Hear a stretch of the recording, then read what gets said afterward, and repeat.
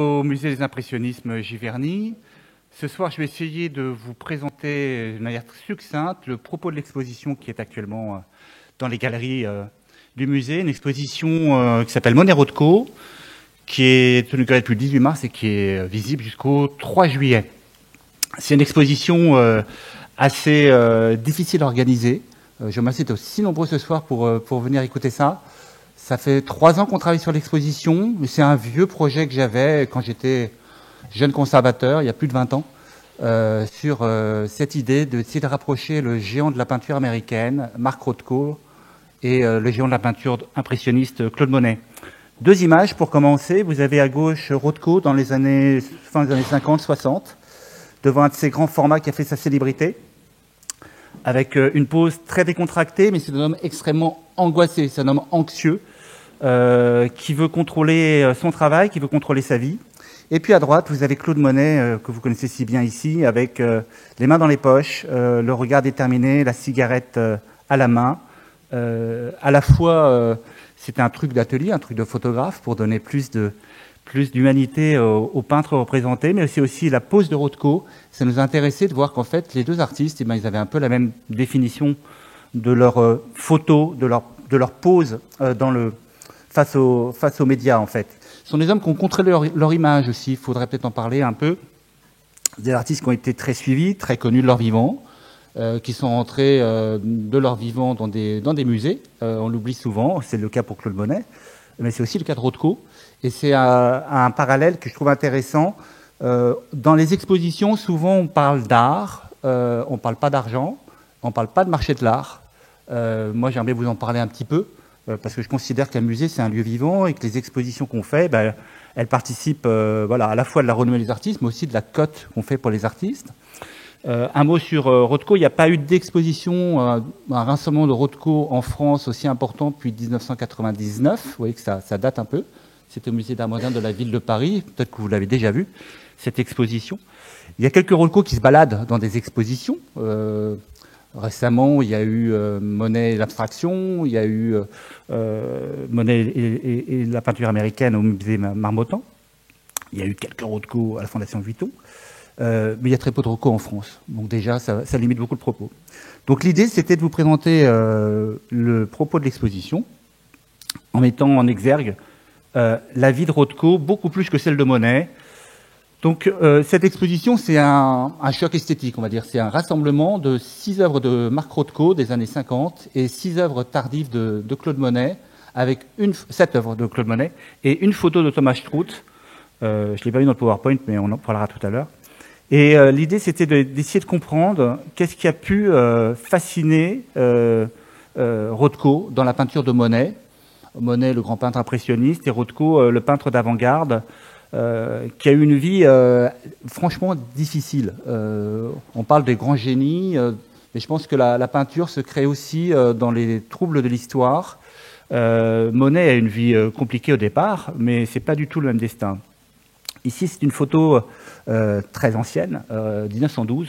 Rothko est né en 1903 dans une petite ville en Lettonie. On dit souvent qu'il est russe, mais c'est l'Empire russe. Et c'est la Lettonie, une famille juive d'une ville qui s'appelle Daugavpils, et qui, en fait, a subi, comme toutes les communautés juives à la fin du XIXe siècle, au début du XXe siècle, un certain ostracisme, certains pogroms. On va dire que les Juifs étaient très accueillis dans l'Empire russe, et le père s'est marié avec Sonia. Et ils ont plusieurs enfants. Rothko est le dernier d'une fratrie de 4. Le père a peur en fait que son fils, qui est assez doué, et ses enfants soient incorporés dans l'armée russe, et il décide d'émigrer aux États-Unis. Nous sommes en 1910. Rothko déjà ne voit pas son père. Très tôt, il le quitte et il va émigrer en 1913 aux États-Unis, retrouver son père à Portland. Portland, il faut imaginer ce que ça veut dire en fait immigrer aux États-Unis en 1913. C'est le bateau pendant des jours et des jours. On arrive à Ellis Island, le père n'est pas là, la mère est avec son fils et sa petite sœur. Et donc les 3 doivent traverser les États-Unis sans un sou en poche. Ça l'a beaucoup marqué, cette pauvreté-là. Il a fait du hitchhiking, voilà, ils ont fait du l'autostop, du bus, et ils ont été accueillis à Portland par son père. Pas de chance, tragique destin. Le père est très malade et quelques mois plus tard, Rothko perd son père qui décède d'un cancer du côlon. Il se retrouve donc tout seul avec ses frères et sœurs à devoir nourrir la famille. Et Rothko est un garçon qui parle russe, hébreu, très mal anglais, donc il va apprendre l'anglais sur le tas. Et il va commencer à travailler dans des docks, dans des magasins, a l'occasion de faire une brillante scolarité à Portland. Il est repéré et il a droit à une bourse, ce qui est exceptionnel. Il s'appelle donc Marcus Rothkowitz. On ne peut pas dire que ce soit le plus glamour des noms pour faire carrière à Yale, mais il est quand même envoyé à Yale, où il a une scolarité qui se passe pas mal, en fait, au départ. Il est plutôt bon élève, mais très vite, il se heurte à l'élitisme de Yale, la grande université américaine près de New York, et il en a un très mauvais souvenir. La deuxième année se passe mal, et on lui refuse la bourse pour la deuxième année. Rothko donc décide d'arrêter ses études, et il a cette charge mentale pour sa famille, et il va donc travailler, et il travaille donc dans des magasins de vêtements, et un jour, c'est lui qui le raconte dans les entretiens qu'il a pu donner dans les années 60, il se retrouve avec un ami, il a décidé de quitter Portland. Il était à Yale, et donc il décide de revenir non pas à Portland, mais il revient à New York. Et à New York, il va voir son ami qui a une possibilité de faire un cours de dessin, et cet ami l'emmène dans un cours académique de nu. Et donc il est absolument bouleversé par ce qu'il voit, c'est l'Arts Student League, et dans cette école, Rothko voit ce qu'est la peinture, le dessin. Alors, ce qui est aussi intéressant, c'est que Rothko est mort en 1970, et sa sœur est morte beaucoup plus tard, et donc il y a eu des entretiens qui ont été menés. Je remercie l'équipe d'avoir trouvé aussi ces entretiens, c'était pas facile à trouver. Elle est très âgée, mais elle raconte la jeunesse des enfants. Comment ça se passait dans cette famille? Est-ce qu'ils étaient cultivés? Est-ce qu'ils voyaient de la peinture? Et Rothko, donc, il est dans cet Athlete Student, là, il regarde la peinture, il est absolument bouleversé. C'est un homme extrêmement lettré. La famille, la sœur a dit que c'était une famille de lecture. Il lisait beaucoup. C'est un artiste intellectuel. Et donc, à Yale, il a beaucoup lu, mais il a vu aussi un petit peu de peinture. Si vous avez eu la chance d'aller aux États-Unis, à Yale, il y a une collection d'œuvres d'art extraordinaire. Et Rothko avait la possibilité de voir de la peinture à Yale. Et donc, c'est un homme qui lit beaucoup, et qui a soudain une révélation. Il sera artiste, ce qui est absolument inouï dans sa famille. C'est très inquiétant, être artiste vers 1923. Et il a la possibilité de fréquenter un groupe d'amis, et ça va être pour lui une révélation. Il va rencontrer un artiste qui s'appelle Max Weber, et Weber va lui donner des cours, un peu gratuitement, sur la peinture abstraite, sur le surréalisme. Et Rothko s'embarque dans une histoire artistique totalement personnelle, en fait. Il ne sait pas s'il va gagner sa vie, mais il a une farouche volonté de continuer à travailler. Alors il fait des petits boulots, et puis il va rentrer plus tard, il va donner des cours de dessin à Brooklyn Jewish Center. Je dis le Brooklyn Jewish Center, c'est important pour lui, c'est un homme qui a eu une éducation religieuse juive, et qui a eu un père qui était violemment anti-religieux. C'est ça qui est assez étonnant, c'est qu'en fait, au départ, Rothko, il s'est opposé en fait à cette histoire religieuse. Et puis le père a eu un retour de flamme, on va dire, mystique, et a repris en fait une foi israélite. Et donc Rothko se retrouve un peu tiraillé dans les années 20 entre son nom, Marcus Rothkowitz, et puis sa carrière qu'il veut mener d'artiste. Il est donc dans un groupe d'amis, et ils vont commencer à peindre ensemble, influencés par Max Weber, de la figuration et puis de l'abstraction. Alors ça a été un long cheminement. Ici, je vous montre un tableau assez connu de Rothko, l'entrée du métro. Donc il s'intéresse à des aspects modernes de la ville de New York. C'est à la fois très schématique, mais ce qui m'intéresse dans cette peinture, c'est de voir en fait à quel point c'est très bien, très bien construit. Rothko est passionné par l'architecture. Il voulait devenir architecte, Donc c'est très bien construit par des lignes, des courbes des personnages qui descendent, mais beaucoup de diagonales, de rectangles déjà, et puis un monde étrange, un monde où la figure devient compliquée à représenter pour lui. Nous sommes en 38, c'est le moment où il va commencer à penser à changer de nom et à devenir non plus Marcus Rothkowitz, mais Marcus Rothko, et dire Marc Rothko et devenir américain. C'est un changement fondamental pour lui. Il a dit qu'en fait, en transformant son nom, il avait trahi son père. Moi, je trouve que c'est intéressant de se dire comment on se positionne par rapport à un héritage à la fois personnel, le voyage, et puis comment on essaie de s'ancrer dans un pays dont on maîtrise quand même mal la langue. Alors, je pense qu'il avait toujours ce petit accent quand il parlait. C'est un artiste qui est fasciné par les États-Unis. Donc, en 1938, il décide de complètement changer. Et il peint des choses qui paraissent assez figuratives, mais qui sont déjà marquées vers une certaine abstraction. Il a une influence qui est majeure, c'est Max Weber, on l'a dit, mais il a aussi une influence très très forte sur lui. C'est ce qu'on voit beaucoup aux États-Unis à l'époque, c'est Cézanne. Et ici, ce sont trois baigneuses, mais très influencées par les baigneurs de Cézanne. Je vous ai mis la technique huile sur toile noire. C'est même pas une toile, c'est un vêtement noir. Rothko n'a pas un sou et donc il peint sur des vêtements. Il dit qu'il travaille dans un magasin de vêtements aussi. Il est donc intéressé par la forme et le côté un peu frustre des choses. Il a une possibilité d'exposer avec un groupe d'amis. Ils vont faire un peu le bazar dans les galeries. Ce groupe d'amis, ce seront les Taine. Bon, je peux vous les citer, mais c'est pas des artistes qu'on a l'histoire de l'art a retenu. Mais ce groupe, en fait, va lui forger l'identité. C'est un homme qui aime beaucoup le débat.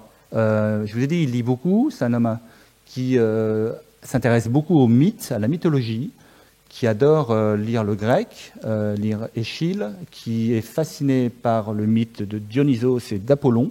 Et donc le grand auteur qui s'est intéressé à ça et qui était à la mode dans les années 30 et qu'on découvre aux États-Unis, c'est Nietzsche. Et donc il va lire avec vraiment passion Nietzsche.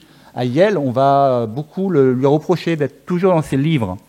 Il a rencontré une jeune femme, Edith, qui est une artiste, qui est aussi peintre et qui s'intéresse à des bijoux. Et le mariage va aller cas un, cas A pendant quelques années. Il va y avoir une rivalité qui va s'instaurer, il a raconté lui-même, entre lui et son épouse sur la création artistique et sur l'argent. C'est-à-dire que lui, c'est un artiste qui présente ses œuvres dans les années 30 dans des expositions collectives avec les Taine, les 10, et puis il va avoir une exposition personnelle. Mais ça ne va pas très très bien marcher au départ. Et donc, elle a besoin d'avoir un revenu stable. Et elle commence à se lancer dans la bijouterie, ça va commencer à marcher pour elle. Ils ont donc deux voies complètement différentes, ils sont plus sur la même longueur d'onde, et donc décident de divorcer. Il rencontrera une autre femme, il aura une deuxième épouse, Mel. Mais cette histoire personnelle entre la trahison psychanalytique de son père et puis la trahison, on va dire, amoureuse qu'ils ont l'un envers l'autre avec Esther, avec sa femme, ça va poser un problème, en tout cas, de structure. C'est un homme qui est entier, Rothko, c'est un homme qui est passionné, il est colérique, il est cyclotimique. C'est pas un jugement, hein, c'est comme ça que les gens l'écrivent, mais c'est quelqu'un d'extrêmement généreux. C'est-à-dire qu'il a un cercle d'amis, il va se battre corps et âme pour eux, et défend dans la presse aussi leurs idées, qui est une idée où l'art doit prendre toute sa place dans cette société mercantile. Il est absolument passionné par l'histoire. J'ai mis une citation, j'en ai mis 3, qui sont importantes pour lui. En 1947, on est un petit peu à la croisée des chemins pour lui. Je vois mes tableaux comme des drames, les formes en sont les protagonistes. C'est d'une violence inouïe, ce qui veut dire qu'en fait, ce sont à nous spectateurs, de comprendre ce qui se passe. Vous voyez, dans l'exposition, j'ai dit, il n'y a rien à comprendre. Mais ça représente quoi? Ça représente rien. Ça représente des formes, des couleurs. On peut y voir ce qu'on veut. Je ne fais que retraduire ce que disait Rothko. Ce qui l'intéresse, c'est l'émotion. L'émotion de la peinture par rapport au spectateur. Et donc, on en fait, vous êtes vous-même les propres acteurs de la peinture. Et donc, c'est un drame. On peut imaginer ce qu'on veut dans les tableaux de Rothko, des portraits, des paysages, de la peinture d'histoire. Et donc, il parle des formes. Il parle volontairement des formes et pas du tout de la couleur. Il va se fâcher tout rouge quand un journaliste va lui parler de la couleur. Vous êtes un maître de la couleur. Il dit absolument pas, ça ne m'intéresse absolument pas, la couleur ne m'intéresse pas. Ce qui est fantastique de dire ça, de provocation. Mais il s'intéresse aussi à la perception qu'a le spectateur sur ses œuvres. Pour le créateur, comme pour le futur spectateur, le tableau doit être une révélation, la satisfaction inattendue et sans précédent d'un besoin depuis toujours familier. C'est comme si c'était une révélation, mais une révélation intime en fait. Vous arrivez devant une œuvre de Rothko, et pour lui, vous devez avoir un petit déclic intérieur. Ça peut être du malaise, ça peut être de la gêne, ça peut être du bonheur, ça peut être de la joie, ça peut être de l'interrogation, mais ça doit susciter l'émotion. Et comme on va le classer très vite dans les années 40 entre surréaliste, peintre abstrait, il va botter en touche en disant que je crois que la question d'être abstrait ou figuratif n'a jamais existé. Il s'agit vraiment de mettre fin à ce silence et à cette solitude, de respirer et d'étendre les bras à nouveau. On est en 1947, évidemment, après la Seconde Guerre mondiale. Rothko, il a été fasciné par les mythes. Il a peint des tableaux qui étaient assez surréalistes. Là, c'est le sacrifice d'Iphigénie, 1942. Bon, j'ai envie de dire, qu'est-ce qu'on y voit? Pas grand-chose. Une tête, des mains, peut-être du sang qui coule, avec l'orange qui coule sur la terre, peut-être le cycle des saisons, le cycle de la vie et de la mort.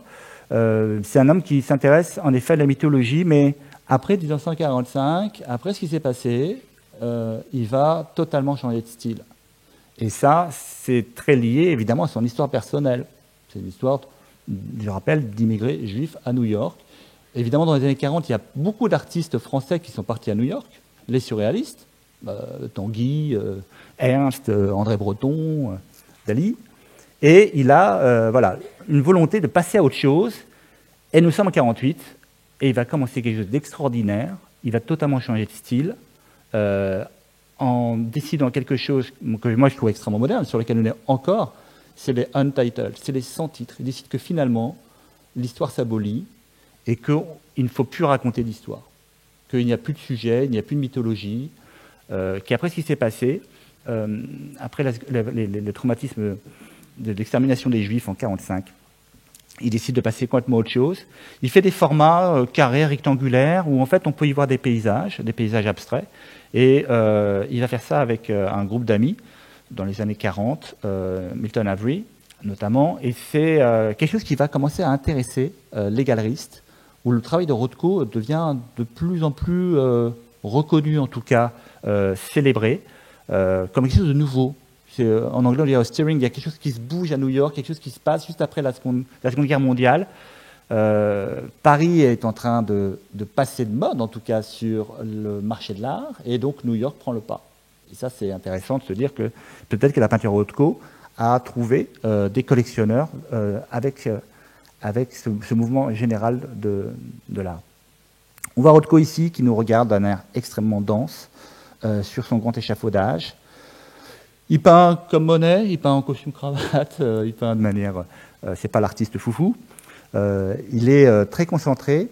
Et ce qui est extraordinaire chez lui, ce qui fait toute la force de Rothko, c'est le format. La peinture de Rothko ne fonctionne que si ce sont des grands formats. Si ce sont des petits formats, vous passez à une autre dimension. Et d'ailleurs, ce sera ce qu'il fera à la fin de sa vie.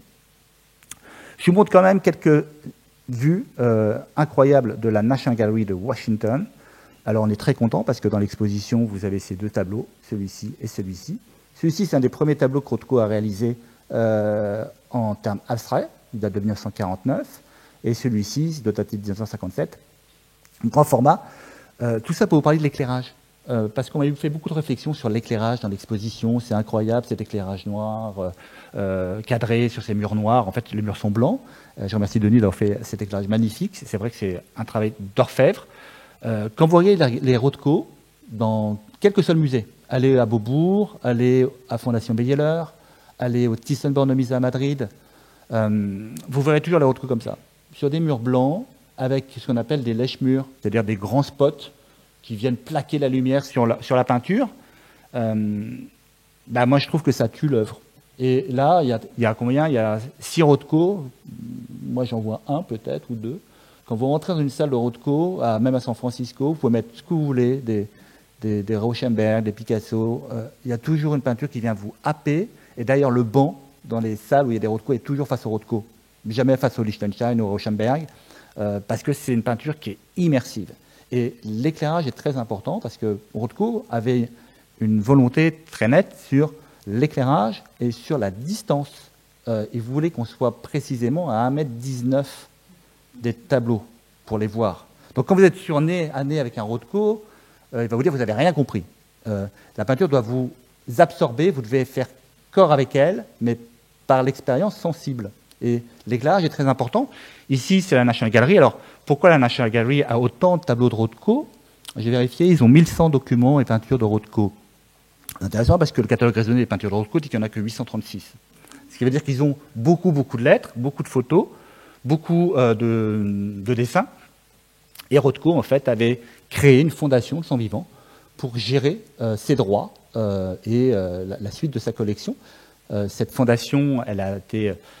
C'était il y a eu un procès retentissant qui a duré une dizaine d'années quand Rothko est mort avec la famille. Il avait 2 enfants. Et le galeriste, qui avait, disons, je ne sais pas s'il y a des marchands d'art dans la salle, disons, qui avait un petit peu substitué l'héritage.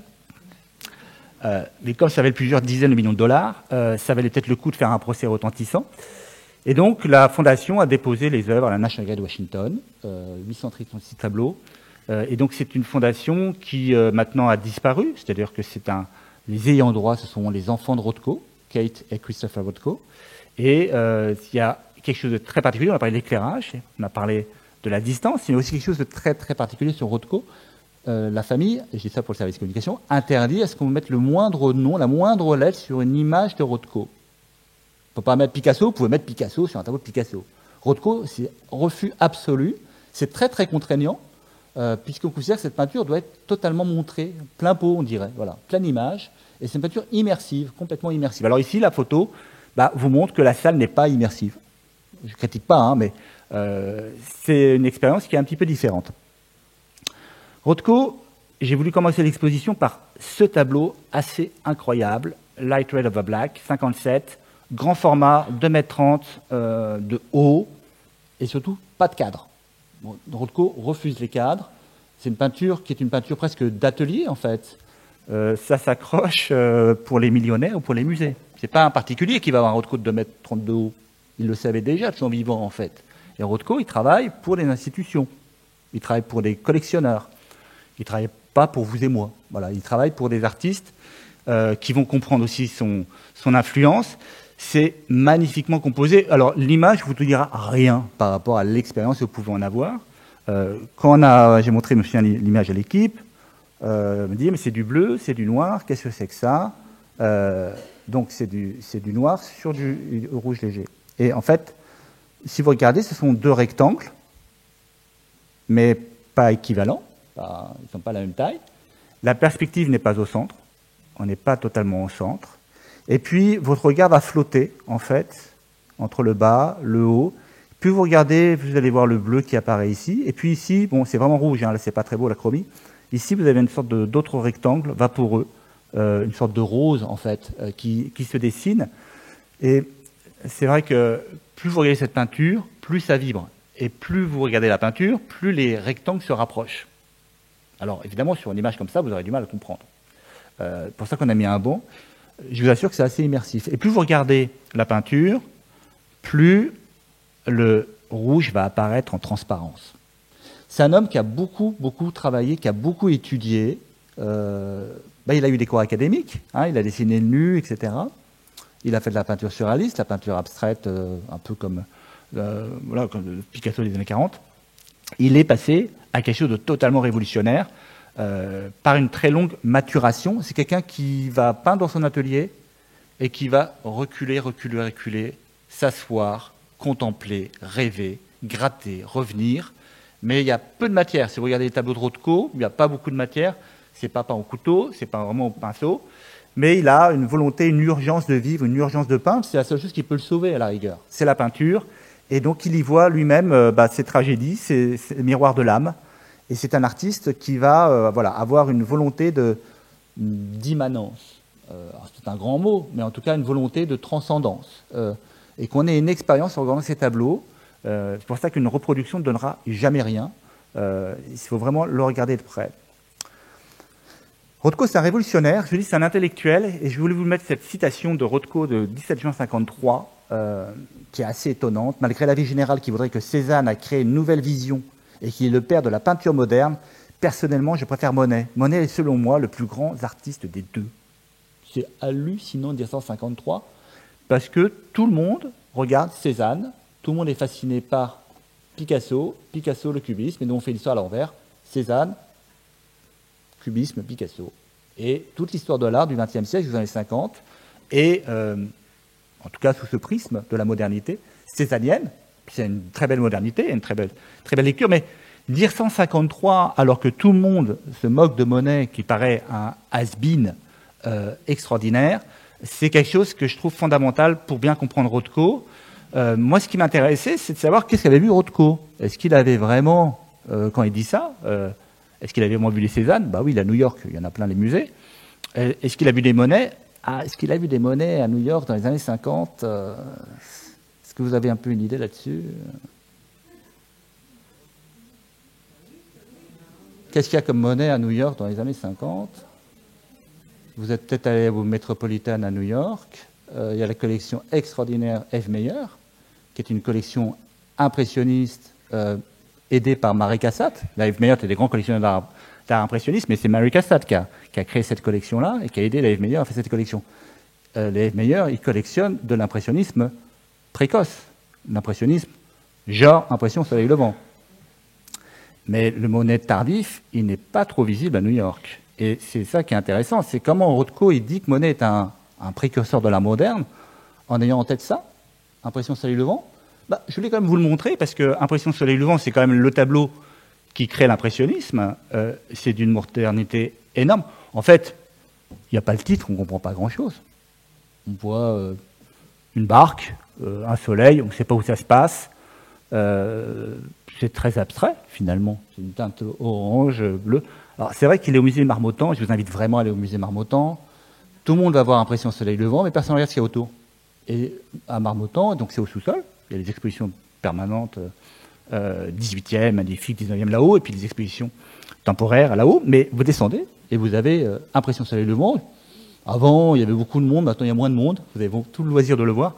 Et puis à droite, il y a un ensemble extraordinaire de Monet, mais ce n'est pas du tout les Monet ceux-là, c'est les Monet tardifs.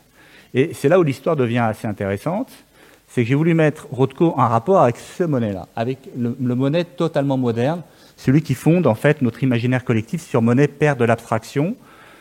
C'est un tableau qui vient du musée d'Orsay. Alors, c'est vrai que vous l'avez peut-être beaucoup vu, mais donation Philippe Meyer 2000. C'est-à-dire qu'il était dans une collection privée avant, jusqu'en l'an 2000.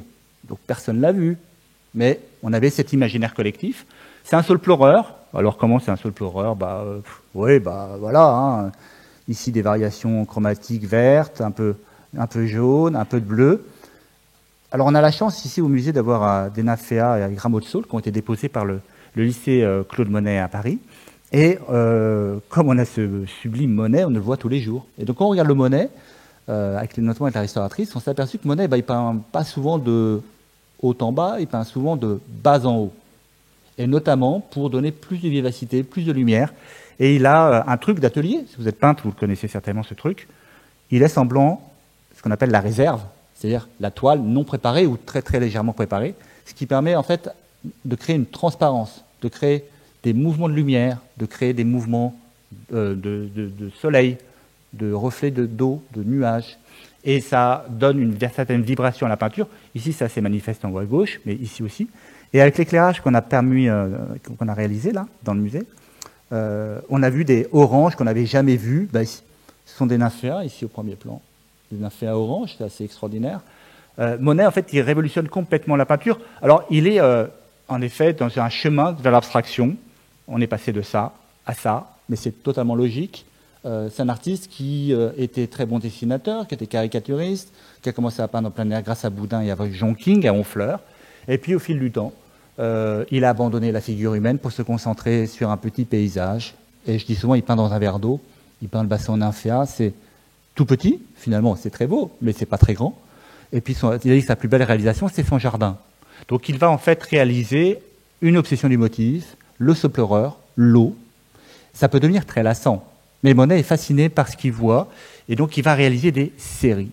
Et que ce soit Solplorer ou Arbre numéro 1 ou Nymphéa, en fait, le titre n'a plus d'importance. Vous voyez bien que ça n'a plus d'importance. C'est même pas sûr que Monet ait donné ce titre-là, Solplorer. C'est un tableau qui est d'ailleurs très abstrait, qui pourrait être représenté comme un paysage. Ce qu'on sait, c'est que c'est un Solplorer parce que Monet, il avait des Solplorers dans son bassin en Nymphéa, mais ça pourrait être autre chose. Et Rothko, en fait, lui, il va être intéressé par cette vivacité de création, par l'idée de la série aussi, et puis par l'œil. C'est-à-dire que notre œil, on ne comprend rien, mais si vous regardez un petit peu plus, si vous approchez davantage votre regard, il y a une perspective qui se crée. Et en fait, à peu près tous les tableaux de Monet qu'on a présentés dans l'exposition, la perspective est là, le point central est là. On est un peu, comment dire en italien, dit sotto dessous, on est un peu pris en dessous, c'est presque un plan américain. C'est plus haut, c'est plus large en haut, c'est mieux composé en haut à droite qu'en bas. Et donc ça sert un peu de décor, le premier plan peut servir de décor, et puis ça prend de plus en plus de volume et de force, comme un soleil en haut à gauche. Et donc notre œil, de toute façon, va faire la perspective rétinienne, va se créer grâce à la couleur, et c'est notre œil qui va trouver la perspective, qui va essayer de trouver un sens à cette orgie de couleurs. Et c'est exactement ce qui a fasciné Rothko. Il a pu voir ces tableaux-là très tardivement, dans les années 50, et je voulais mettre en rapport. Voilà, une abstraction totale de Rothko, une sorte de claque de couleurs, et puis la claque de couleurs de Monet. Alors, Monet est passé vers 1920, 1922. Bon, on n'est pas sûr de la date. C'est le moment où il est, vous savez, atteint comme tous les peintres impressionnistes, de problèmes de vue. Degas s'est beaucoup plaint de sa vue, disait qu'il est devenu aveugle. Mais Pissarro l'a dit dès les années 1880. À cette époque-là, ils avaient tous peur de leur vue. Hein. Mais Pissarro, c'est intéressant de se le dire aussi.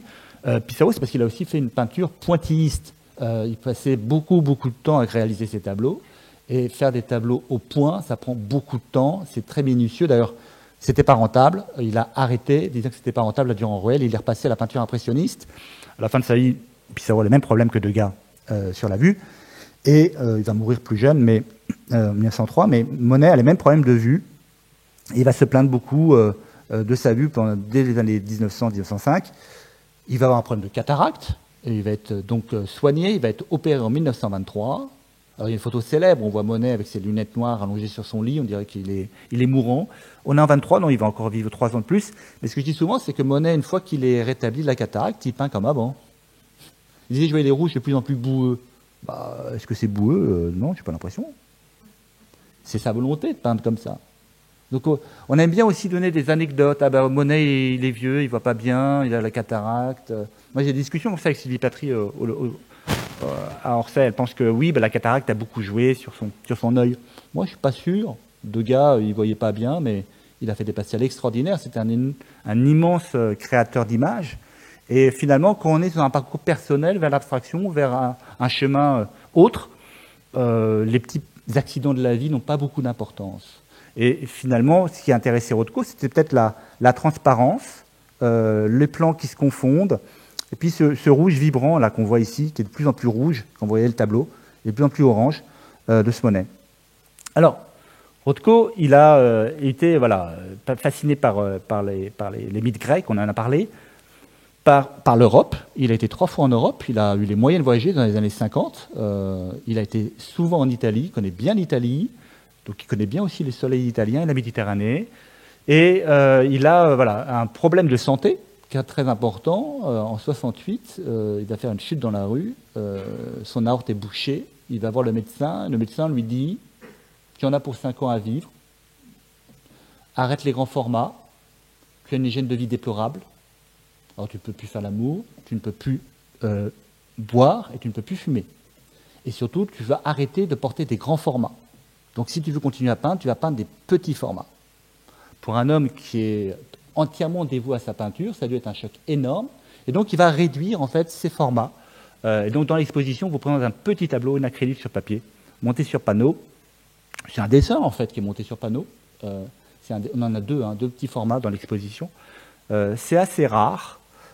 Et Rothko va présenter ses œuvres de manière assez, je vais dire funeste en tout cas, assez spectaculaire avec ses amis. Quand j'ai fait la visite, j'ai raconté ça à l'équipe. C'est un peu comme Schubert, si vous êtes musicien, qui a joué le Winterreise à ses amis. Il va mourir quelques jours plus tard, quelques semaines plus tard. Et quand il joue le Winterreise, tout le monde est saisi d'effroi, c'est extrêmement triste. Qu'est-ce que c'est que cette musique funèbre? Et Rothko lui présente ses dessins, qui sont des dessins noirs, un ensemble de dessins, de peintures toutes petites noires. Donc il est déjà passé à autre chose. Et il a un mouvement sans cesse entre la vie et la mort, entre le soleil et le noir. Quand il va parler de l'Europe, il va être interviewé. Ah oui, l'Europe, les chambres à gaz, l'extermination, Soulages. Incroyable, Rothko parle de Pierre Soulages, le noir. Donc il a été aussi une conscience de ce qui se passait en Europe sur le noir, la création, et l'extermination qui pouvait avoir lieu quelques années avant, et donc ça l'a beaucoup bouleversé. Une œuvre de Monet qui est incroyable, qui est au musée Marmottan-Monet, c'est pour ça que je voulais vous en parler. Le pont japonais. Vous savez que Monet est arrivé ici en 1883, qu'il a d'abord loué une maison, qu'il a réussi à l'acheter. Pourquoi il a réussi à l'acheter? Parce qu'il avait réussi à vendre des œuvres. Et Monet, je le dis souvent, est un artiste qui a eu un succès certain dès les années 1880. C'est pas le crève-la-faim que nous raconte Hollywood. C'est un artiste qui, comme les impressionnistes, ont une difficulté à vivre. C'est des vrais bâtons au départ, dans les années 70. Ils ont du mal à vivre, ils lisent des petits ateliers, c'est très compliqué pour eux. Ils sont soutenus par Paul Durand-Ruel, qui se bat comme un lion pour eux. Durand-Ruel va faire faillite à cause d'eux, mais va retrouver ses billes grâce à eux. Et Durand-Ruel a une idée de génie. C'est en 15 avril 1886. Le groupe impressionniste est en train d'éclater. Ça se passe pas bien entre Renoir, Caillebotte, surtout Gauguin, qui veut être dans la danse. Monet déteste Gauguin. Monet dit « je ne veux pas être avec ce fou de Gauguin », texto. Et donc, Durand-Ruel a l'idée de exfiltrer Monet et Renoir à New York. Et donc, il présente une exposition à New York qui va faire un tabac énorme. Monet va tout vendre. Durand-Ruel va retrouver ses fonds. Et Renoir va devenir une star en 86. Et Monet aussi. Et donc, Monet est arrivé ici en 83, loue la maison du pressoir. Il va l'acheter en 90 et va accueillir la famille Hocher des Monet, Blanche les enfants d'Alice, les 6 enfants. Et va donc a besoin de revenus aussi, besoin de vivre dans cette grande maison. Il est intéressé par le marché de l'art, Monet. Il reçoit beaucoup de collectionneurs ici. C'est pas l'homme ermite qui refuse les visites. Il va refuser les visites au fil du temps. Mais il a besoin quand même de voir des gens. Il va recevoir les Durand-Ruel, les Bernheim, mais aussi les collectionneurs japonais qui vont venir à Giverny. Et il va devenir quelqu'un de très célèbre de son vivant. Il va fermer la porte à tous les enquiquineurs. Pour lui, ce sont les peintres américains impressionnistes. Désolé pour les Butler et les Break, mais Butler va encore entrer dans la famille, mais les autres, il va les envoyer promener. Et il va développer son art dans son jardin. Et c'est ça qui est extrêmement moderne, c'est créer une peinture spécifique pour un thème qui peut être extrêmement universel, mais qui a été fait des milliers de fois. Et ce qui va l'intéresser, c'est de jouer sur la couleur, sur la variation lumineuse et sur les séries. Donc il va créer un pont japonais. Alors il n'a jamais été au Japon, mais dans son jardin, il y a des plantes japonaises, notamment des chrysanthèmes. Alors je vous invite à regarder le livre de M. Vahé, il est peut-être là ce soir, sur le jardin de Claude Monet. Il y a beaucoup de trucs horticoles. C'est quelqu'un qui va dans les jardins, qui va regarder les foires horticoles, l'agriculture aussi, qui discute avec Caillebotte des espèces végétales. Et donc, il a envie d'avoir un pont japonais. Pourquoi il a eu envie d'un pont japonais? Peut-être une volonté d'ailleurs. Il ne voyageait pas beaucoup, Monet. Il a été en Hollande, il a été à Londres plusieurs fois, il a été en Italie, il a été à Guéret, dans la Creuse, on n'en parle pas trop. Mais il a été à Belle-Île-en-Mer, il en a été dégoûté d'ailleurs. Mais c'est un artiste qui, quand même, a ouvert un monde dans son jardin. Et ça, c'est aussi quelqu'un qui ne parlait pas les langues étrangères, c'est tout simple à dire. Degas, lui, il parle couramment italien, une famille italienne. Mais voilà, il y a un autre prisme. Et Monet, donc, va créer ce pont japonais, qui va devenir une obsession. Ici, on le devine à peine, ce pont japonais. Ce qui est fascinant, c'est qu'en fait, il a créé quelques lignes horizontales, un peu biaisées, en bleu, on les voit ici et ici, et il va surcharger cette ligne de branches jaunes, rouges, bleues, et puis il va remonter la touche ici, il y a un très gros empantement. Il y a un moment aussi, on l'a vu avec l'extériorisatrice, il a peint au tube directement. Alors c'est pas Van Gogh, mais regardez la peinture, c'est un grand format, c'est une couleur très vive, et puis il va laisser libre cours à son imagination sur la gauche. C'est peint dans tous les sens, c'est un peu n'importe quoi, c'est peint très très vite. il y a une vivacité chez Monet, et ça intéresse Rothko, cette vivacité-là. Vous savez que Monet avait des phases ascendantes et puis des phases descendantes. Je parle beaucoup avec Philippe Piguet. Oui, il défend Mordicus Monet comme c'était un génie, un type génial. Je pense que c'est un génie, mais c'est pas un type génial. Je pense que c'est quelqu'un qui était très difficile à vivre, comme tous les grands artistes, avec des phases très colériques, très difficiles pour la famille, et puis des phases très euphoriques, très sympas. Mais parfois, Monet est furieux, il détruit ses œuvres. Il y a une scène célèbre, il est donc sur sa barque sur l'Epte. Alors, je vous invite à plonger dans l'Epte, on va peut-être retrouver la boîte de couleurs, mais il a jeté toutes ses toiles, toute sa boîte de couleurs, tous ses pinceaux, fou de rage. Et il a écrit pour dire qu'il allait arrêter la peinture, et le lendemain, il a réfléchi, il a continué. Ça devait être difficile. Et Monet, voilà, cette vivacité, cette volonté de peindre avec une urgence, ça l'énerve. Il a plusieurs toiles en même temps. Donc il y a Blanche qui court après lui pour lui donner ses tubes de couleurs, sa préparation, sa toile. Et ça ne doit pas être facile, mais il y a une urgence de peinture qui est celle aussi de Rothko. Alors, quelque chose de très coloré. On aurait rêvé avoir ce tableau de Cardiff. Le prêt était déjà engagé ailleurs, on n'a pas pu l'avoir. Mais c'est un tableau qui aurait fasciné certainement Rothko, quand Monet va à Venise en 1908, avec ce dégradé orange et jaune, qui est une vraie abstraction, qui nous rappelle évidemment Impression Soleil Levant. Un tableau extraordinaire qu'on n'a pas pu avoir dans l'exposition, le tableau de San Francisco. Voilà, une abstraction orange et bleu. Qu'est-ce que ça représente? Une immersion colorée, un nuage, la mer. En tout cas, le format est tel que vous ne pouvez que regarder et rêver devant cette peinture. Rothko va aussi travailler beaucoup sur le blanc. On a parlé de Monet et de la réserve qui arrive en transparence. Et il va vraiment, c'est pas bâclé Rothko, c'est très bien travaillé. Il y a du jaune ici qui est en transparence, qui est différent de celui-ci. Et puis il va laisser le blanc apparaître de plus en plus sur les bords de toile, mais il apparaît ici aussi. Donc comme une vibration colorée. En revanche, là-haut, c'est beaucoup plus net. C'est comme une fenêtre sur la nature ou sur un soleil couchant. Et puis cette ligne au milieu qui est presque un yin et un yang, comme si on était sur deux mondes qui luttent. C'est un homme assez torturé, donc ces peintures reflètent aussi cette ambivalence-là. Un tableau plus compliqué. Il a eu une série aussi, Rothko, avec des bandes tripartites. Compliqué à comprendre, qu'est-ce qui se passe. Vous avez en fait une série orange qui se répond. Le jaune ici répond à celui-ci en bas. Puis le rose, si vous regardez ce rose-là, c'est un rose qui est de plus en plus bleu sur les côtés. Donc notre œil monte un petit peu. Il a laissé le jaune, qui n'est pas le même jaune, qui est ce jaune-là en fait derrière. Donc comment il a peint? Il a certainement commencé par ce jaune-là. Et puis ensuite, il a commencé à recouvrir d'orange. Et puis il a fait le rose, et puis il a fait du bleu. Puis il est revenu, il a rajouté peut-être un petit peu de jaune ici. Et donc, c'est une peinture qui demande en fait à être regardée en tous les sens, jusqu'à ce qu'on essaie, nous, d'y trouver un sens. Donc c'est une peinture qui est immersive, qui est vibrante, qui bouge, et qui est dérangeante. Une peinture qui ne laisse pas, en tout cas, indifférent. Et c'est un artiste qui, en effet, a été totalement embarqué dans l'histoire Monet. Alors, on a mis dans l'exposition ce magnifique tableau de Charing Cross, Fumé dans le brouillard, impression 1902. On a eu un mal de fou à le reproduire dans le catalogue. Il existe 3 images, aucune n'est fidèle. On a essayé de l'éclairer le mieux qu'on peut, mais si vous allez voir le tableau, demain les galeries sont fermées, allez voir demain. Ici, il y a un orange incroyable. Alors, ça nous fait penser évidemment à Impression Soleil Levant. Mais une nouvelle fois, si on n'avait pas le titre, qu'est-ce que c'est? Du brouillard. Il y a une ligne horizontale qui n'est pas au centre du tableau. Des fumées, on pense à la gare Saint-Lazare, évidemment, mais non, c'est Charing Cross, c'est donc le pont de Londres. La Tamise, et il y a une petite influence de James McNeill Whistler là-dedans. Monet était proche de Whistler.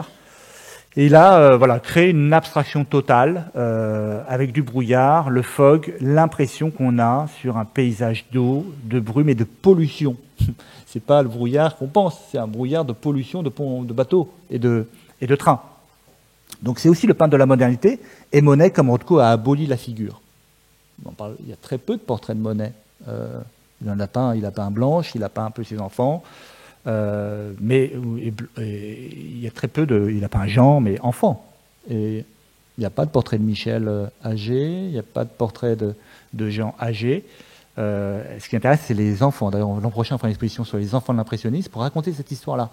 Comment Monet a peint ses enfants et sa belle famille, et comment il a aboli justement la figure.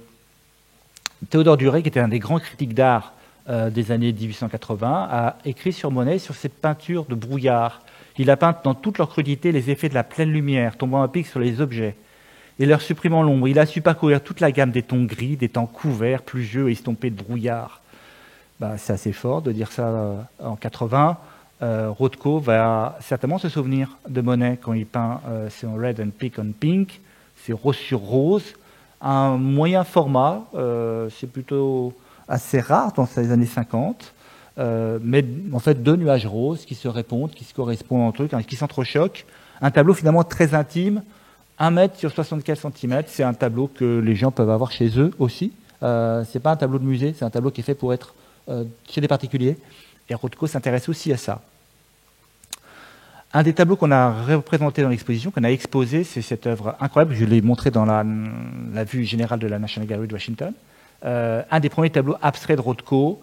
Il a le numéro 8. Alors, j'ai dit qu'il va abolir le titre de ces tableaux, Untitled, et puis il va commencer à faire des séries numéro 7, numéro 5, etc. Il a volonté d'enlever complètement une signification à sa peinture. Le titre est un obstacle. Le numéro est une aide pour les classer. Et il a une volonté d'immerger le spectateur dans des grandes œuvres. C'est très étonnamment construit. Vous avez d'abord du jaune, qui est le fond principal, qui est derrière, sur lequel il a commencé à peindre un rectangle orange.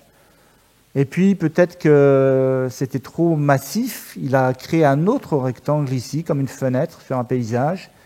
Une fenêtre qui a un répondant ici, qui a un écho ici avec ce jaune-là. Et il a recouvert le tout d'une sorte de brume, de brouillard dégoulinant sur le côté. Ce qui est très fort, je trouve, c'est d'avoir laissé le jaune ici, ça s'arrête net. Le blanc s'arrête net comme un brouillard, une fenêtre sur le réel. Et je pense qu'en effet, l'image de Monet a dû l'intéresser.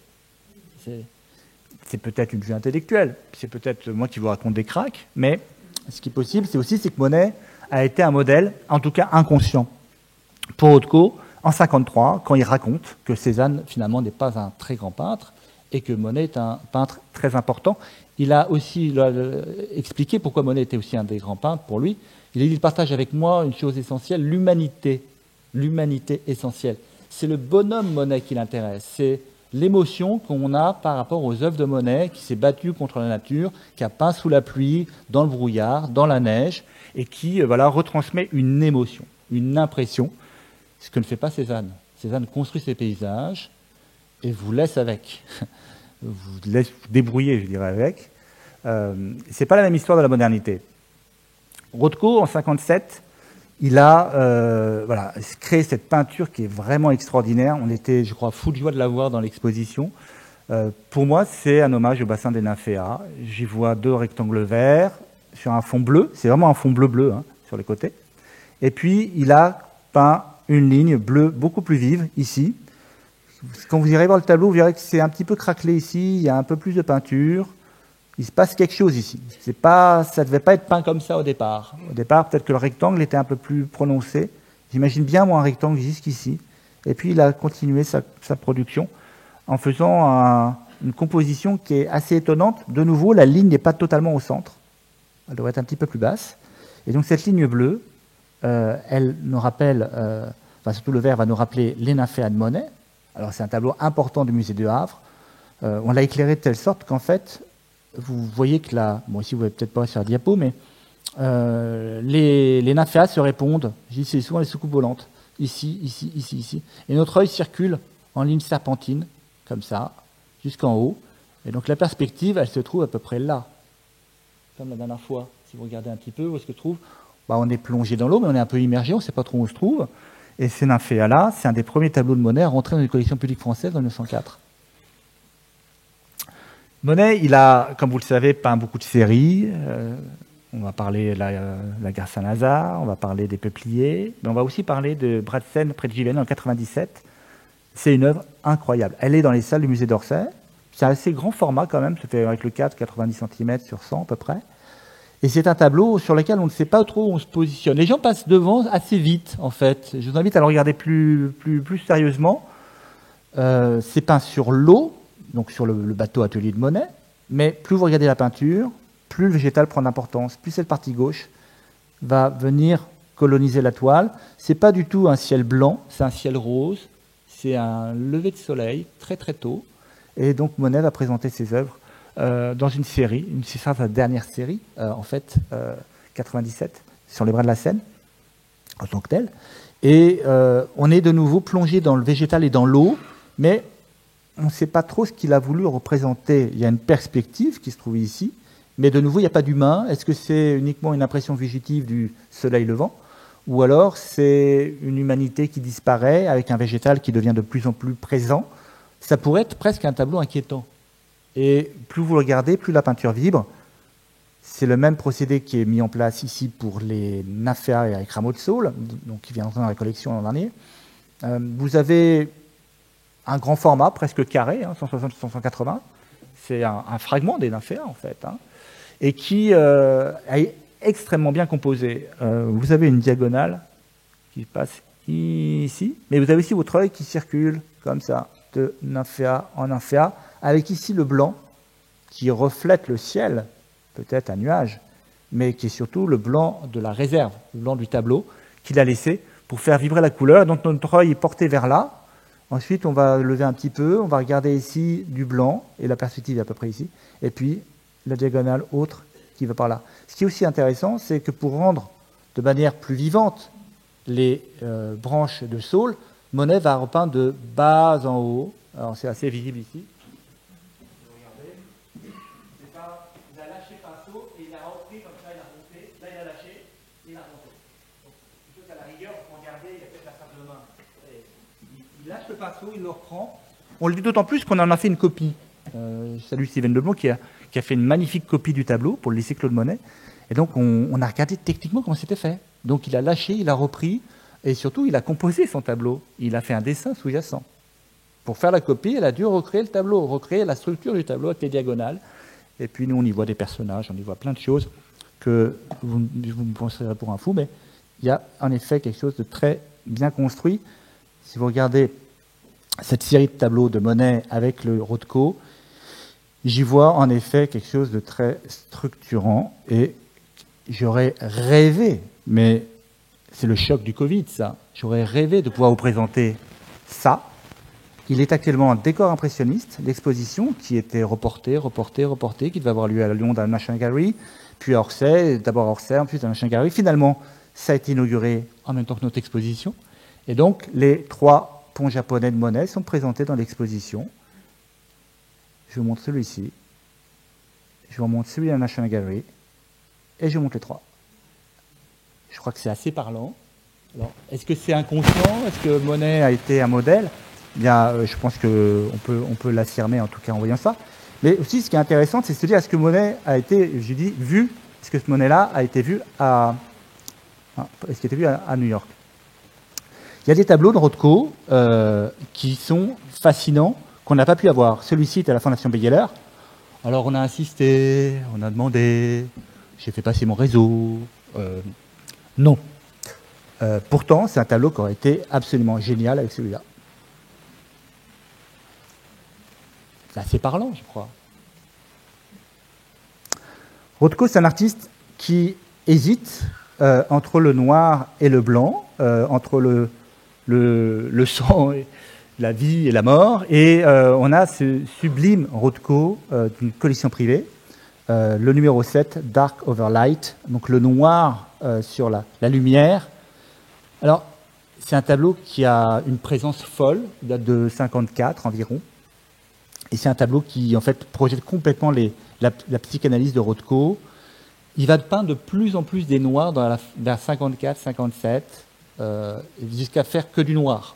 Et c'est un artiste, je dis, qui est entre le héros nietzschéen, le Burnensch, le super-homme, et puis le héros nietzschéen triste, celui qui est mélancolique, celui qui est romantique. Et donc là, c'est presque un dialogue avec le noir qui l'emporte.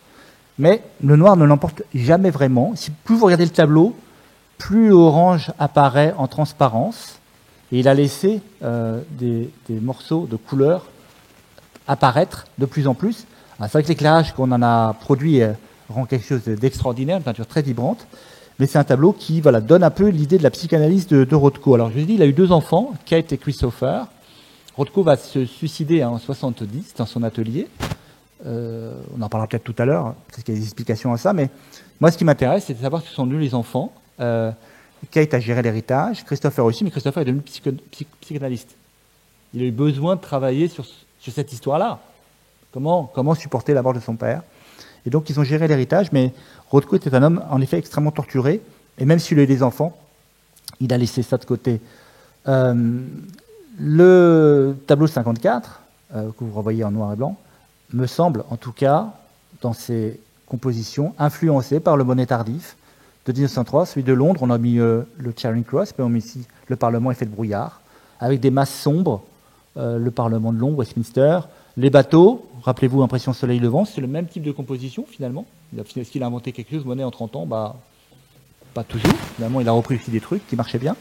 Et puis, vous voyez les deux. Il y a quelque chose de très inquiétant chez Monet, mais en même temps, il y a une vibration lumineuse sur le orange et le rose que Rothko a repris. Et je trouve que c'est une œuvre qui fonctionne pas mal.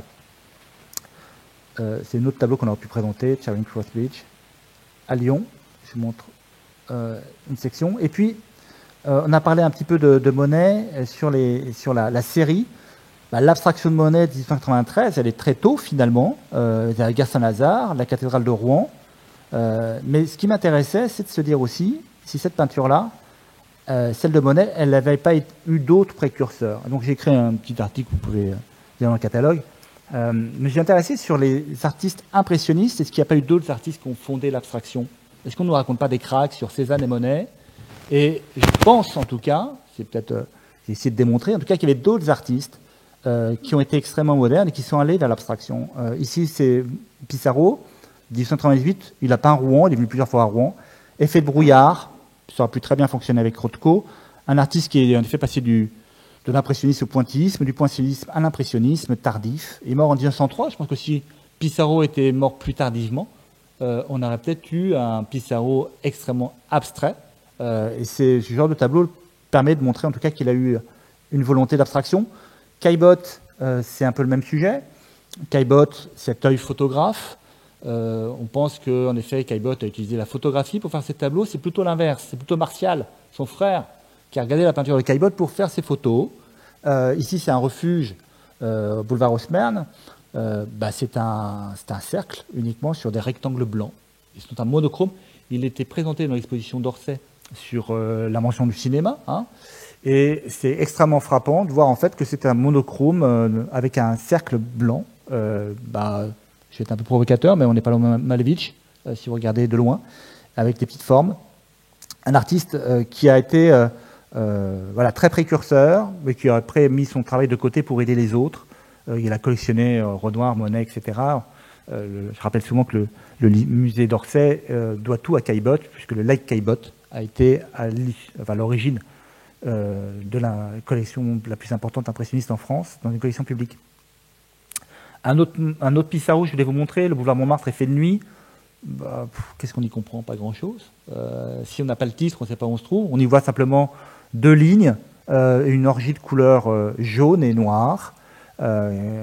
Pissarro qui nous peint une vision assez fantomatique de Paris.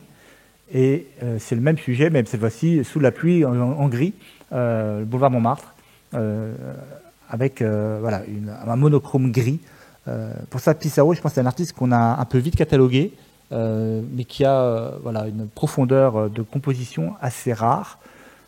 C'est un ami intime de Monet. On fera une exposition en 2026, si tout est possible, sur Pissarro et Monet, pour raconter les liens intimes qu'il y avait entre les deux artistes, à quel point leur compagnonnage fut à la fois amical et artistique. Enfin, je voulais vous faire un petit détour par Degas. Degas, je vous en ai parlé tout à l'heure, le peintre qui est de plus en plus aveugle, qui ne voit pas, qui râle, qui collectionne de manière frénétique les Delacroix, les Ingres, et Degas qui crée des œuvres que personne ne voit, par Julie Manet de temps en temps, quand elle va voir son atelier. Elle le raconte justement cette période-là, en 1890. Et Degas, je voulais juste vous lire cette citation. Degas, il crée des pastels, des monotypes dans un voyage en Bourgogne, il a besoin de s'échapper de Paris, et il est avec Janniot, qui a une presse, donc un moyen de faire des estampes. Et il a très peu de temps en fait pour faire ses œuvres. Il en a marre des danseuses. Et il est en train d'imaginer des paysages. Degas peint de paysages, c'est pas quelque chose qu'on imagine. Et il va donc se créer un univers de souvenirs. Et donc il va dire cette phrase que je trouve incroyable. Une peinture, c'est d'abord un produit de l'imagination de l'artiste. Ce ne doit jamais être une copie. Si ensuite il peut y ajouter 2 ou 3 accents de nature, évidemment, que cela ne fait pas de mal. C'est beaucoup mieux de dessiner ce qu'on ne voit plus que dans sa mémoire. C'est une transformation pendant laquelle l'imagination collabore avec la mémoire. Vous ne reproduisez que ce qui vous a frappé, c'est-à-dire le nécessaire. Vous ne reproduisez que ce qui vous a frappé, c'est-à-dire le nécessaire. Il va à l'essentiel, c'est-à-dire un souvenir. J'ai souvent dit Degas, pour moi c'est un héros proustien. C'est quelqu'un qui, sur un monde passé, qui s'intéresse à la modernité et qui crée des œuvres d'une modernité folle. Il mélange les techniques, il gratte, il détruit, il refait. Et surtout, il ne montre pas. Il montre pas ce qu'il fait. C'était un choc énorme comme Degas meurt. Il y a eu cette vente aux enchères incroyable en 1918. Tout le monde s'est précipité, mais on découvre la caverne d'Ali Baba et tous les monotypes de Degas et tous les pastels que personne n'avait vus. Et c'est d'une modernité incroyable. Ce dessin, c'était aussi un terme mieux sur toile, mais c'est presque un dessin, presque un pastel, a été présenté dans l'exposition Julie Manet. À la fin de l'exposition, tout petit, il y a tellement d'œuvres dans cette magnifique exposition. Et c'est Saint-Valéry sur Somme. Et ça pourrait être un Cézanne un peu raté ou un Monet un peu géométrique. C'est une abstraction totale. Et je pense que Degas aurait pu, en effet, être catalogué comme un des précurseurs de la modernité abstraite. C'est un artiste qui, en effet, a été fasciné par le mélange des couleurs et par la perspective qu'on pouvait faire nous-mêmes avec notre œil. Donc voilà, ça c'est aussi pour dire qu'il y a Monet, mais il y avait d'autres artistes précurseurs. Moi j'ai voulu vous montrer un peu des œuvres de Monet. Ici c'est un Degas, un paysage. Ça pourrait être Kandinsky, ça pourrait être Mondrian. C'est un artiste qui en effet a une volonté de mélanger les couleurs et de abolir complètement les formes. Alors, Rothko, pour revenir à lui, on est dans les années 50, je vous ai parlé d'un peu de sa peinture avec le noir et blanc. Il a une notoriété grandissante et en 58, il a une commande magnifique pour un bâtiment tout neuf, bâtiment Seagram. On lui demande de décorer le grand hall du restaurant et il a une commande faramineuse. Il a $35 000 pour décorer cette commande. Il est parti plusieurs fois en Europe. Il hésite, il se lance dans le travail et puis il va commencer à peindre et il va revenir en Europe avec sa femme. Ils vont aller déjeuner au Seagram restaurant, Seagram, au Four Seasons, au Seagram Building. Il va être horrifié. Il va dire en fait, jamais mes peintures ne seront dans ce restaurant. Je rends la commande, je rends l'argent, je garde mes tableaux. Les tableaux doivent vivre pour eux-mêmes. Et ce n'est pas des gens qui... Il a dit un très gros vilain mot en anglais. C'est de Richard, qui déjeune au restaurant, ne verront jamais mes tableaux. Il était peut-être anticapitaliste, on ne sait rien, peut-être un côté très provocateur. Mais surtout, il avait une très haute conscience de la valeur de ses tableaux. Donc il a refusé la commande. Et puis, au fil du temps, une négociation va se faire avec Londres. Et les tableaux sont à la Tate. Et en effet, ce qu'on appelle les murs de Seagram sont extrêmement immersifs, dans des couleurs rouges, violettes, roses, assez sombres. Et ce sont des tableaux, là j'ai mis une jeune femme qui est devant, très, très spectaculaires. En aucun cas, on ne peut déjeuner devant des Rothko. Ah, je dis ça, mais en même temps, juste après, Rothko a une commande. Vous êtes au courant peut-être, il a une commande pour l'université américaine. Et on lui demande de détendre les étudiants, donc il fait un ensemble de décors pour les étudiants. Il va créer en fait une peinture un peu d'avant-garde, et cette peinture va se dégrader au fil du temps, donc ça a été de plus en plus effacé, et ça a été longtemps mis en réserve. Ils ont créé un système lumineux de nos jours pour pouvoir le mettre en place. C'est à Harvard, cette collection-là.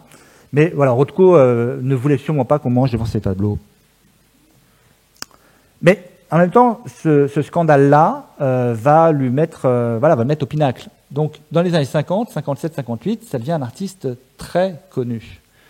Les vaches maigres sont finies. Et en 58, il y a un événement incroyable qui se passe à New York. Il y a le feu. Il y a le feu au musée d'art moderne. Alors, vous avez de bons yeux. Vous allez voir que ici, c'est un tableau impressionniste. Ça ressemble fortement à un Seurat. L'article qu'on a présenté dans l'exposition, c'est un article de Life Magazine qui va relater l'incendie. Il est dit que ce jour-là, à New York, il y a la grande jatte de Seurat qui est prêtée, la grande jatte qui est à l'Art Institute de Chicago. Ce tableau a été sauvé in extremis. Il valait, il est marqué, ce tableau qui vaut $1 million a été donc sauvé in extremis. Ils s'en réjouissent, mais malheureusement, un petit tableau de Monet de $100 000 a brûlé.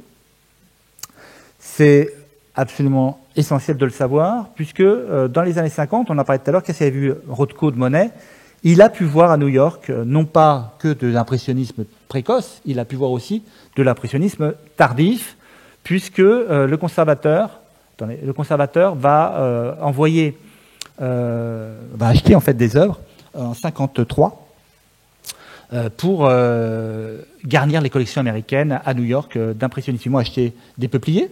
Alors, c'est plutôt dans les années 93, des peupliers. Et puis, ils vont, après l'incendie, ils vont acheter 3 panneaux en fait, de Monet, 3 nymphéas. Ce qui est aussi assez intéressant, je ne sais pas si on a des membres de la Maison Monet ici, mais la Maison Monet, quand Claude Monet meurt en 26, elle est gérée par Blanche Chédé Monet, qui est peintre, qui reprend les pinceaux, et qui meurt en 47. Elle gère comme elle peut. Et puis, le fils Michel Monet va léguer la maison à l'Académie des Beaux-Arts. Cette maison n'est pas en très bon état. Le jardin est un petit peu laissé à l'abandon. Et il va y avoir un énorme travail de la part de l'État pour remettre en forme la maison Monet et les jardins. C'est ce qu'on connaît de nos jours. Donc c'est aussi les 2 héros Van den Kamp qui ont permis de trouver des fonds pour aider. Et la collection la question de Monet part à Marmottan. Pour ça, quand je dis vous voyez impression sur le vent, allez voir ce qu'il y a à côté. Mais ce qu'on ne dit pas souvent, c'est que dans les années 50, la maison Monet n'est pas un bunker. Et donc on peut aller visiter la maison Monet sur rendez-vous avec Michel Monet. Et Michel Monet est en relation avec Katia Granoff, qui est une marchande, qui va organiser des expositions Claude Monet à New York. Et grâce à Katia Granoff, il y a un certain Monet tardif qui va être présenté aux États-Unis. C'est ce que peut voir Rothko aux États-Unis. Donc, il faut imaginer, après l'incendie, quand même, le conservateur du MoMA le directeur du MoMA envoyer son conservateur et 2 assistants à Giverny faire le choix dans l'atelier. Et qu'est-ce qui reste dans l'atelier? Ce que personne ne voulait, c'est-à-dire les nymphéas, les fragments, tout ce qui était historique des années 1870-1900 était déjà parti en France ou aux États-Unis. Il restait donc ce qui était le plus abstrait possible, les nymphéas. Et donc c'est comme ça que va se développer aux États-Unis une vision de Monet autre. Et ça se passe à Houston, ça se passe à l'Art Institute de Chicago, ça se passe à New York. Et donc il va y avoir de plus en plus d'expositions sur Monet tardif. Et Pollock comme Rothko vont voir cette peinture-là et certains journalistes vont dire « Ah, ce Monet-là nous fait penser à des Rothko ». C'est-à-dire que déjà le nom de Rothko est associé à celui de Monet. Rothko est une vedette et il a la chance d'être collectionné de son vivant par le MoMA. Donc il va y avoir un tableau de Rothko qui rentre en 60 de son vivant, au même moment où Monet rentre au MoMA. Donc c'est des artistes qui se sont vus, alors ils ne se sont pas rencontrés, mais ils auraient pu se rencontrer finalement. Monet est mort en 26, Rothko avait 23 ans, bon, il est parti à New York, il aurait pu partir à Paris. Finalement, il a rejoint son père. Mais c'est pas antinomique, c'est pas anachronique de dire ça. Et donc, le Monet que voit Rothko, pour y revenir, c'est un Monet tardif, qui est visible à New York, qui est aussi visible à Houston, et qui est visible par les livres. Il y a beaucoup de livres qui sont publiés dans les années 50 sur Monet, et il y a beaucoup de journalistes qui parlent du Monet tardif comme une découverte. Et donc, dans Life Magazine, il y a un article sur Rothko qui parle de Monet, qui montre Monet, qui s'intéresse à ça. Et donc, cet incendie a été absolument une catharsis pour tout le monde. New York a réagi, disant il faut acheter du Monet. Ils sont donc venus à Giverny physiquement aussi, Alors je dis pas qu'on a exproprié, qu'on a volé le patrimoine français, hein, c'est pas ce que je dis. Je dis que simplement, comme souvent, les Américains sont intéressés à ce que nous ne voient pas. Donc, je vous donne un autre exemple. Jean-Léon Gérôme, grand artiste du XIXe siècle académique, que tout le monde méprisait jusqu'aux années 2000, a été valorisé par la recherche américaine dans les années 60-70. Parce que on considérait que c'était académique et ennuyeux. Je vous mets au défi de trouver des tableaux de Bouguereau, qui était le grand peintre académique. Tout est parti aux États-Unis. Les tableaux de Bouguereau vaut entre 1 ou 2 millions de dollars. C'est impossible d'en avoir en France. Il y en a un petit peu à La Rochelle. Mais c'est des artistes qui, en fait, que les États-Unis ont découvert avant nous. Et nous, souvent, on est un petit peu en retard sur notre patrimoine. Bah, c'est pareil pour Monet. Ça ne nous intéressait pas. On a regardé ça plus tard. Et puis, finalement, on s'est dit que c'était pas mal. Mais Rothko, lui, il a trouvé ça très vite, très jeune. Et ça, c'est extraordinaire. Et il a une volonté, au fil du temps, de passer à autre chose. Il a fait ses grands formats et puis il va prononcer cette phrase: ce serait bien qu'on puisse construire partout dans le pays des lieux, des sortes de petites chapelles dans lesquelles un voyageur ou un promeneur puisse méditer longuement sur un unique tableau accroché dans une petite salle. Bah, sur son tableau. Il ne parle pas de Monet, il ne parle pas de Cézanne. Un petit tableau. Tiens, qu'est-ce qu'il va avoir comme idée? Il va avoir l'idée de faire une chapelle et puis il va s'intéresser évidemment aux nymphéas. Je vous montre ici l'avant-projet, puisque Monet avait prévu d'abord de faire le don des nymphéas à l'hôtel Biron.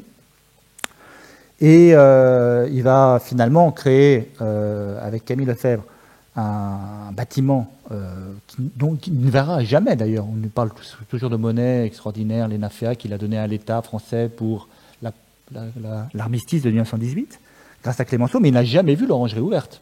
Hein, ça a été inauguré en 1927.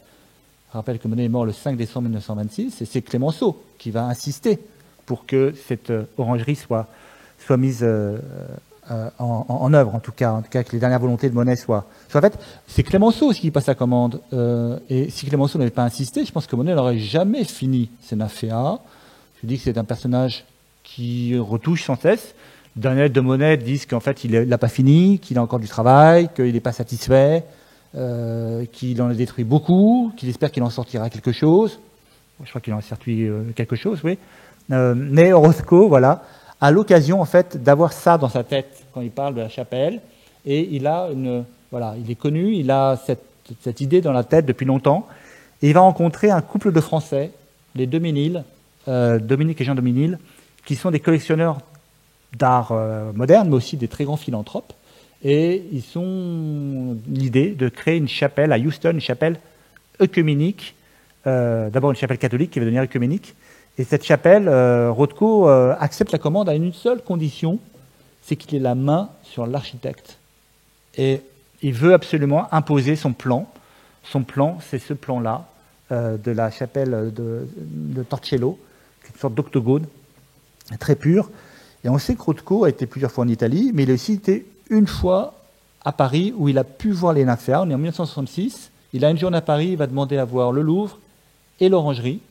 Il va être fasciné par le système du pronaos, en fait, l'avant-temple et des deux ellipses. Et il va gravement se disputer avec l'architecte, il faut dire les choses, avec Gouston. Et il va demander à avoir la main sur le plan. Ici, c'est Monet dans son atelier 1920-22. On voit évidemment l'architecture que Monet a créée pour ça. Ce qui m'intéresse, c'est de se dire ça. Tiens, Monet a créé, on en parlait tout à l'heure avec notre collègue Denis, c'est en effet, il a créé des grandes verrières, donc ça devait être dur physiquement de peindre là-dedans. L'été, c'est une fournaise, l'hiver, c'est la Sibérie. Il y a un canapé qui est complètement défoncé. Il y a un gros manteau, il a une écharpe. C'est pas très confortable. Mais il y a une toile ici. Et ça, il va s'en souvenir, Rothko, quand il va commencer à imaginer à peindre la chapelle à Houston, pour les Dominil, il va demander à avoir un nouvel atelier à New York, 69e rue. Et dans cet atelier, il va pouvoir projeter en fait des toiles de parachute pour avoir des variations lumineuses pour ces grands formats. Et donc, il va avoir un souvenir certainement de cet atelier de Monet. Les photos circulaient quand même. Monet a donné beaucoup d'interviews. Et donc, on voyait ces photos. Et cette image-là, elle a certainement beaucoup frappé. On est avec l'inauguration des Nymphes en 1930. on en parlait tout à l'heure, c'est vrai que c'est assez fou. Vous connaissez l'orangerie. Avec la verrière originelle, qui a été obstruée après. En 1944, il y a eu un dégât très important. Il y a une bombe qui a détruit le plafond. On a obstrué tout, donc il y a eu beaucoup de travaux. C'était rouvert en 2006 pour retrouver la lumière originelle des Monet, mais il n'y a pas de banc. En fait, on circule dans l'orangerie comme un paysage d'eau, et il y a les gardiens qui regardent un petit peu, les dames regardent. D'ailleurs, elles ne savent pas trop où porter le regard. Vous voyez, les gens sont un petit peu gênés, on ne sait pas trop où se mettre. Et si vous n'avez pas de banc dans la peinture de Monet, c'est compliqué de voir ce qui se passe.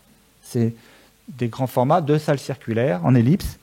Et je pense que Rothko a été fasciné par cette image-là, en tout cas parce qu'il a pu en voir dans la presse. Il va imaginer donc une chapelle à Houston. Et cette chapelle est octogonale. Ici, elle est inaugurée en 71. Rothko meurt en février 70. Et un an plus tard, exactement, elle est inaugurée. C'est une chapelle noire à l'intérieur. Vous avez une grande verrière, un octogone, une sorte de triptyque, plusieurs triptyques en fait, noir et violet, et un pavage noir. Alors maintenant, il y a des bancs noirs. Et Madame de Ménil était fascinée par Rothko et par sa volonté de dépasser en fait les drames. Et elle a transformé cette chapelle catholique en chapelle œcuménique, où un peu la boucle est bouclée. Rothko n'était pas catholique, n'était pas spécialement pratiquant sur sa foi juive, mais il avait en tout cas une volonté spirituelle très forte. Et donc elle a transformé la chapelle catholique en chapelle œcuménique, en proposant en fait qu'on voit des tableaux de Rothko qui sont très noirs, avec une lumière zénithale très particulière. Rothko a beaucoup travaillé sur ces tableaux-là en 1964. Et puis, il a loué cet atelier. On le voit beaucoup travailler, réfléchir, toujours la cigarette en main. Et vous voyez, il est habillé comme un bourgeois. C'est pas du tout le bobo, Rothko. C'est un artiste qui prend soin de sa forme physique, en tout cas de la manière dont il veut se présenter aux gens. Et il a aussi une volonté de voir les œuvres. Dans son atelier, on voit un peu les trucs de cuisine, là. C'est un homme qui travaille beaucoup les couleurs, mais qui a un seul assistant. C'est lui qui va le découvrir, d'ailleurs, inanimé et décédé dans son atelier, Oliver. Et Rothko donc, se suicide en février 70. Il y avait beaucoup de raisons. Je lui ai dit qu'il avait un problème de santé. Le médecin lui dit qu'il ne peut plus peindre, de grand format. Sa femme lui a demandé de quitter le domicile conjugal. Ça peut être très facile. Et puis, il est peut-être totalement au bout de ce qu'il a réalisé, en fait. Il a été au bout, il a fait la chapelle, il sait que ça va se faire, que les de Ménil sont des gens de confiance, que les tableaux sont de plus en plus difficiles à réaliser, qu'il ne pourra pas révolutionner la peinture autrement que ça. Tout le monde a dit, on a été très surpris de sa mort. Mais en fait, si vous regardez toute l'œuvre de Rothko, c'est une abstraction, il échappe totalement aux classifications. Il a refusé d'être classé comme expressionniste abstrait. Il a dit « je déteste l'abstraction, la couleur ne m'intéresse pas ». Donc c'est assez énorme. Et puis, il n'a pas vraiment d'élèves. Rothko, il a un groupe, voilà. C'était un groupe d'amis qui s'appelait les Irascibles, mais il a écrasé la concurrence. En tout cas, on pense à Rothko, mais je vous montre la chapelle. Avec Rothko, avec une peinture à droite qu'il a certainement réalisée pour la chapelle. On a mis cette photo dans l'exposition parce que c'était aussi une volonté de vous dire, voilà, la peinture de Rothko, c'est une volonté qu'elle soit immersive, mais lui-même se pose beaucoup de questions sur sa peinture. Et il n'a pas résolu tous les problèmes. Donc, il se pose, il regarde, il décale, il a commencé sa chapelle, les tableaux, c'est pas prêt, donc finalement, il va ranger les tableaux dans un atelier, dans un entrepôt. On ne va pas les voir, ces tableaux-là. Et puis, il va se suicider et, de manière très respectueuse, les de Ménil vont retrouver avec les enfants et l'assistant le journal de Rothko où il donne les annotations qui permettent de classer les tableaux, numéro 1, numéro 7, etc., pour organiser la chapelle. Sinon, c'est un tableau noir, et donc on ne sait pas comment ça s'organise. Donc si on n'avait pas eu les plans donnés par Rothko, il n'y aura pas eu cette chapelle, et surtout, il n'a pas listé de lettres. C'est ce qui est inexplicable. Mais il a laissé les tableaux et le plan. Donc pour lui, il est allé au bout de sa vie, au bout de son schéma. C'est un homme qui demande en effet beaucoup de réflexion. Et la chapelle est 1970. Il y a une œuvre de Barnett Newman qui est là, qui est à l'entrée. C'est l'Odélisque brisé. C'est en hommage à Martin Luther King. Houston, c'est un lieu, voilà, c'est le Texas, mais c'est une très grosse collection impressionniste à Houston. Il y a une volonté, voilà, totalement œcuménique dans cette chapelle. On vient dans la chapelle Rothko dans un pèlerinage. C'est rare pour un artiste. C'est donc une œuvre absolument totale et qui voilà, transcende les genres. Je voulais terminer cette photo de Thomas Struth. C'est un artiste photographe allemand qui s'intéresse en fait aux regardeurs, aux gens, nous dans les musées, nous dans les églises. Il a fait beaucoup de grands formats où on voit des gens qui regardent des œuvres. C'est parfois très cruel et très drôle.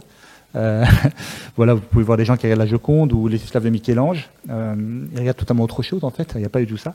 Mais là, il a capté quelque chose. Il a capté en fait, je pense, l'immanence de cette peinture qui nous happe.